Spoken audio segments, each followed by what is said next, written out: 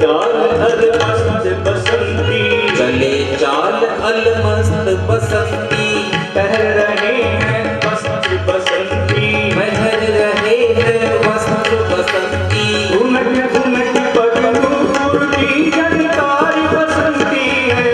ओ राधे राधे झुनुक झुनुक बदनूपुर की झनकार बसंती है। श्याम श्याम सलोनी सूरत को श्रृंगार बसंती है। ओ श्यामा श्याम सलोनी सूरत को श्रृंगार बसंती है।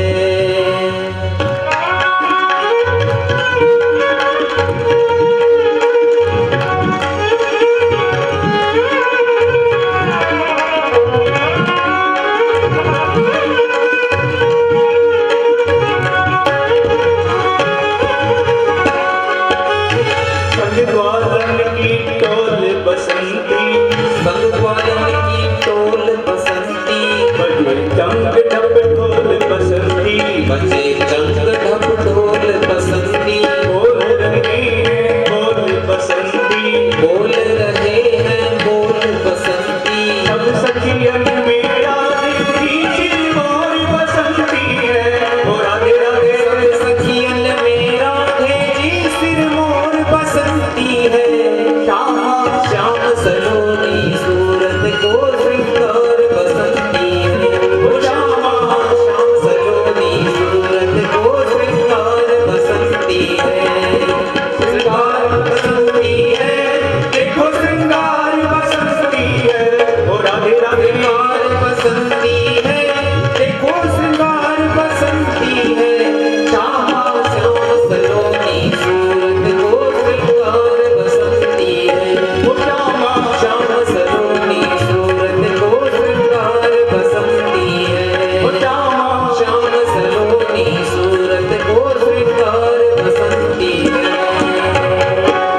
बेटा, ऐसा सुंदर स्वरूप मेरे श्याम सुंदर का है। इस सुंदर स्वरूप को तुम अपने मन में बैठा करके आंखों से इस सुंदर स्वरूप का दर्शन करते हुए तुम इस मंत्र का जप करना। ओम नमो भगवते वासुदेवाय, ओम नमो भगवते वासुदेवाय।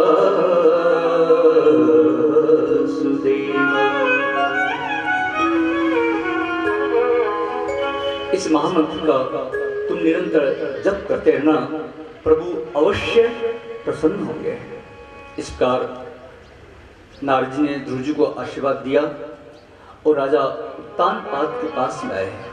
राजा उत्तानपाद ध्रुव जी के गुणों को याद करता हुआ पश्चाताप कर रहा था। नारद जी सोचते हैं, चाहे जो भी हो, ये मेरे शिष्य का पिता है, अतः मुझे इसका भी उद्धार करना है। इसलिए कहने लगे, तुम 6 माह तक दूध पी करके अनुष्ठान करो। इधर ध्रुव जी नारद जी से आशीर्वाद प्राप्त करके मधुबन में आए। पहले दिन उन्होंने कुछ भी नहीं खाया। 3 दिन तक एक आसन पर बैठ करके प्रभु का ध्यान करने लगे और 3 दिन के बाद में एक बार फलाहार करते। ऐसे करते करते 1 महीना व्यतीत हो गया। दूसरा महीना आ गया। दूसरे महीने में ध्रुव जी ने अपनी साधना को और बढ़ा लिया। 6 दिन तक एक आसन पर बैठ करके प्रभु का ध्यान करने लगे और 6 दिन के बाद में एक बार फलाहार करते हैं। ऐसे करते करते दूसरा महीना व्यतीत हो गया। तीसरा महीना आ गया। तीसरे महीने में ध्रुव जी ने अपनी साधना को और बढ़ा लिया। 9 दिन तक एक आसन पर बैठ करके प्रभु का ध्यान करते और 9 दिन के बाद में एक बार केवल वृक्षों के पत्ते खाते, फलाहार करना भी छोड़ दिया। तीसरा महीना व्यतीत हो गया। चौथा महीना आ गया। चौथे महीने में ध्रुव जी ने अपनी साधना को और बढ़ा लिया। 12 दिन तक एक आसन पर बैठ करके प्रभु का ध्यान करते और 12 दिन के बाद में एक बार केवल यमुना जल का पान करते, वृक्षों के पत्ते भी खाना छोड़ दिया। चौथा महीना व्यतीत हो गया। पांचवें महीने ध्रुव ने अपनी साधना को और बढ़ा लिया। 15 दिन तक एक आसन पर बैठ करके प्रभु का ध्यान करते और 15 दिन के बाद में एक बार केवल वायु का पान करते हैं, जल पीना भी छोड़ दिया। 5वां महीना व्यतीत हो गया। 6ठा महीना आ गया। 6ठे महीने में ध्रुव ने निश्चय कर लिया, अब चाहे कुछ भी हो जावे, जब तक मुझे मेरे प्रभु का दर्शन नहीं होता है, मैं एक पांव पर खड़ा रह करके प्रभु का ध्यान करूंगा और वायु पीना भी बंद कर दिया।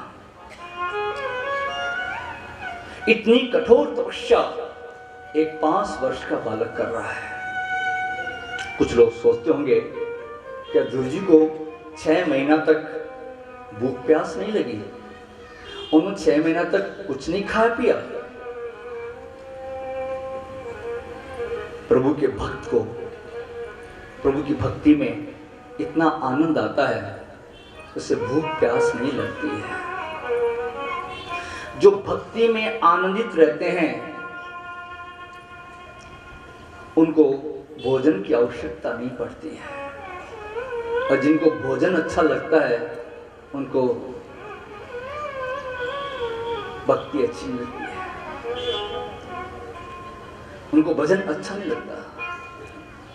भोजन और भजन ये दोनों एक दूसरे के पूरक हैं। भोजन कर लोगे तो भजन नहीं कर पाओगे, भजन कर लोगे तो भोजन नहीं कर पाओगे, एक से पेट भर जाता है। ध्रुव जी को प्रभु के भजन में इतना आनंद आता था, इतना आनंद आता था, उन्हें भोजन की आवश्यकता ही नहीं पड़ती थी। जिसका भोजन सरस होगा उसका भजन नीरस होगा, और जिसका भजन सरस होगा उसका भोजन नीरस होगा। भोजन केवल शरीर प्रभु का भजन करने के लिए चल सके इसलिए करना चाहिए। कई लोग भोजन के लिए जीते हैं, कई लोग खाने के लिए, कई लोग प्रभु का भजन करने के लिए शरीर चल सके इसलिए भोजन करते हैं। वृंदावन में बड़े विलक्षण विलक्षण महात्मा हैं, बिल्कुल ऐसे लगते हैं फकीर से, दिन भर 24 घंटा नाम जप में लीन रहते हैं। मिल गया रूखा सूखा बासी जैसा खा लिया बस। इसका भजन सरस होगा उसका भोजन नीरस होगा, इसका भोजन सरस होगा भजन नीरस होगा। ध्रुव जी को प्रभु के भजन में इतना आनंद आता था, उन्हें भोजन की आवश्यकता ही नहीं पड़ती थी। ध्रुव जी के तप से, भजन से, तपस्या से देवगण प्रभावित हुए। प्रभु नारायण के पास में आए, प्रार्थना करने लगे, प्रभु शीघ्र जाकर के ध्रुव कुमार को दर्शन दीजिए। प्रभु ने कहा, मैं ध्रुव को दर्शन देने नहीं जाऊंगा, मैं ध्रुव को दर्शन देने नहीं जाऊंगा, बल्कि मैं ध्रुव का दर्शन करने के लिए जाऊंगा। आज स्वयं प्रभु को अपने भक्त का दर्शन करने की इच्छा हुई। जिस पर सच्चा भक्त प्रभु का दर्शन करने के लिए आतुर रहता है, उस प्रकार प्रभु भी अपने सच्चे भक्त का दर्शन करने के लिए व्याकुल रहते हैं। पंढरपुर में विठलनाथ का मंदिर है, वहां इतनी जबरदस्त भीड़ होती है। कोई व्यक्ति सुबह दर्शन करने के लिए जावे, निज मंदिर पहुंचते पहुंचते उसको शाम हो जाती है। लाखों की तादाद में भीड़ होती है। एक दिन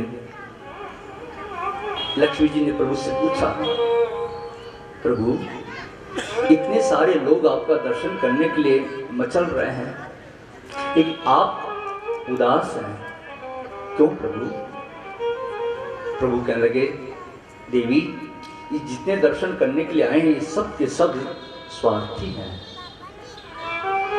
लेकिन जिस भक्त का दर्शन करने की मेरी इच्छा है वो मेरा भक्त तुकाराम अभी तक नहीं आया।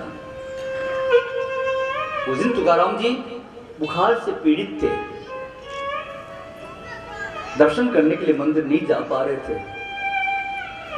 कुटिया में पड़े हैं तुकाराम जी, बुखार से पीड़ित हैं, मन ही मन सोच रहे हैं आज मैं प्रभु का दर्शन करने के लिए नहीं जा पाऊंगा, क्यों ना प्रभु ही आज मुझे दर्शन देने के लिए यहाँ आ जाए।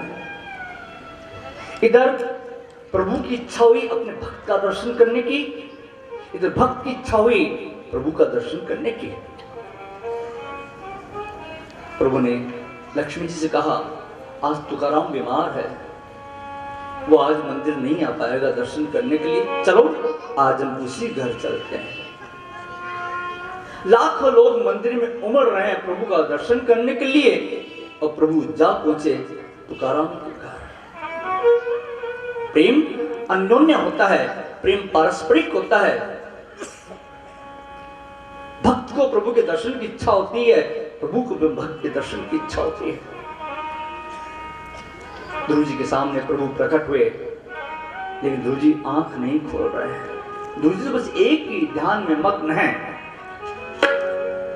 ओम नमो भगवते वासुदेवाय, ओम नमो भगवते वासुदेवाय, ओम नमो भगवते वासुदेवाय, बोलिए ओम नमो भगवते वासुदेवाय, वासुदेवाय, ओम नमो भगवते वासुदेवाय, ओम नमो भगवते वासुदेवाय, ओम नमो भगवते वासुदेवाय, ओम नमो भगवते वासुदेवाय, ओम नमो भगवते वासुदेवाय, ओम नमो भगवते वासुदेवाय, ओम नमो भगवते वासुदेवाय, ओम नमो भगवते वासुदेवाय, ओम नमो भगवते वासुदेवाय, ओम नमो भगवते वासुदेवाय, ओम नमो भगवते वासुदेवाय, ओम नमो भगवते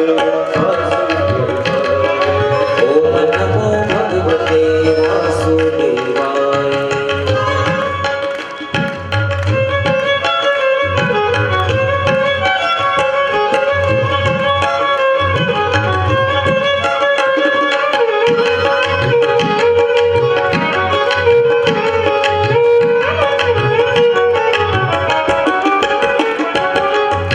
नमो भगवते वासुदेवाय।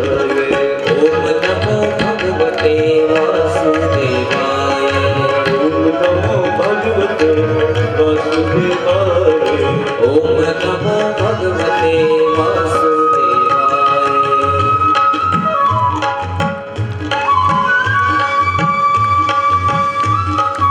बैठे बैठे ताली बजाइए, हमने आपको बताया था ताली बजाने के लिए।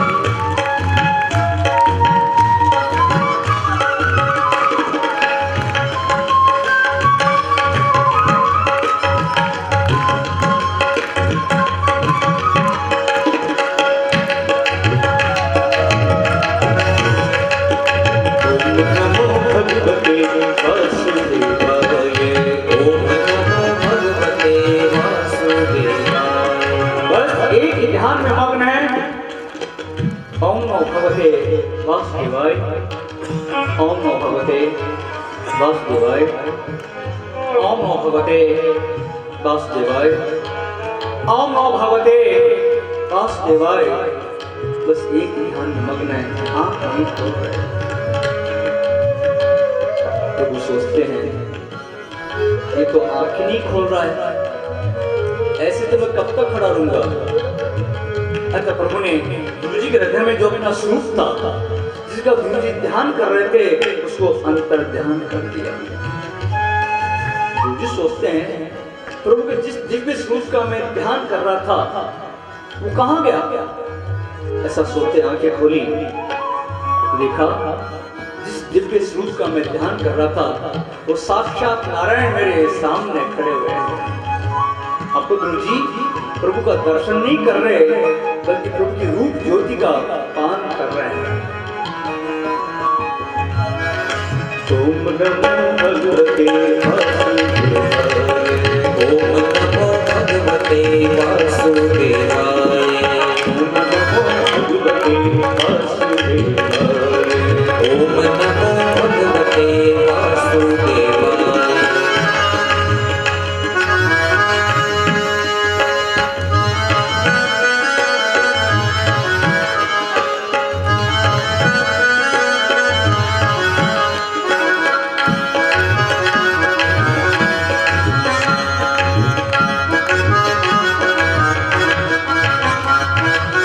बोलना चाह रहे हैं, गले से शब्द नहीं निकल पा रहा। प्रभु ने अपना शंख ध्रुव जी गाल से स्पर्श करवाया। ध्रुव जी हृदय में सरस्वती जागृत हुई। ध्रुव जी प्रभु की स्तुति करने लगे। हे प्रभु, आप सर्वशक्तिमान हैं। आप ही मेरे हृदय में प्रवेश करके मेरी सोई वाणी को चेतना प्रदान करते हैं। मेरी बुद्धि में प्रविष्ट होकर के उसको सत्कर्म करने की प्रेरणा देते हैं। प्रभु, मैं आपको प्रणाम करता हूँ। प्रभु, जब आप जिस जीव पर कृपा करते हैं,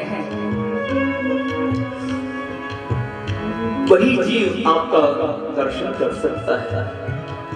इस जीव की सामर्थ्य नहीं है आपको प्राप्त करने की, आपका दर्शन करने की। आप जिस जीव पर कृपा करते हैं, वही आपको जान सकता है। सोही जानही जेहि देहु जनाही, सोहि जानहि जेहि देहु जनाहि। आप कौन जान सकता है? जिसे आप स्वयं कृपा करके अपने स्वरूप का ज्ञान करवाते हैं। सोही जानही जेहि देहु जनाही, सोही जानही जेहि देहु जनाही, सोहि जानहि जेहि देहु जनाहि। जानत तुम्हि तुम्हि, जानत तुम्हि तुम्हि होई जाई, जानत तुम्हि तुम्हि होई जाई।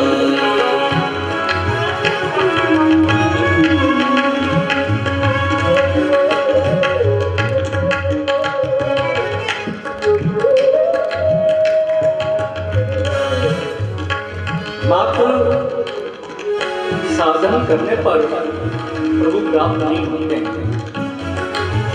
प्रभु तो कृपा साधते हैं। वो साधन साध्य नहीं है, वो कृपा साधते हैं।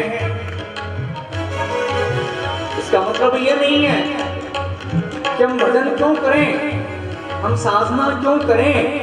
वो तो कृपा साधते हैं ना। जिस दिन कृपा करेंगे हमें दर्शन दे देंगे। नहीं, साधना तो करनी है, भजन तो करना है। उस भजन पर, उस साधना पर अहंकार नहीं करना है, विश्वास नहीं करना है। जो मनुष्य खूब भक्ति करते करते करते करते करते थक जाता है और थक करके दीन होकर के प्रभु के लिए रोता है, तब कहीं प्रभु कृपा करते हैं, तब कहीं प्रभु दर्शन देते हैं। महाराज स्तुति करने लगे कि प्रभु, आपके लाडले भक्त आपका दर्शन करते हुए, आपका स्मरण करते हुए आपकी कथा करें, वो कथा सुनने का सौभाग्य मुझे प्रदान करें। देखिए, ध्रुव जी ने विद्वानों के मुख से कथा श्रवण करने की इच्छा प्रकट नहीं की है, क्योंकि विद्वान शब्दों के जाल में फंसा सकता है। ध्रुव जी ने उन कृष्ण भक्तों के मुख से कथा श्रवण करने की इच्छा प्रकट की है, जिनके हृदय में कृष्ण प्रेम की सरिता बह रही है। वो कथा सुनाए। प्रभु ने कहा, ध्रुव, मैं तेरी भक्ति से प्रसन्न हुआ, तू चाहे सो वरदान मांग ले। ध्रुव जी कहने लगे, प्रभु, मैं क्या वरदान मांगू, क्या वरदान ना मांगू, मेरे तो कुछ भी समझ में नहीं आता है। जो आपको अच्छा लगे सो दे जाओ। एक बार नरसिंह भगत पर शिव जी प्रसन्न हुए हैं। तो शिव जी ने भी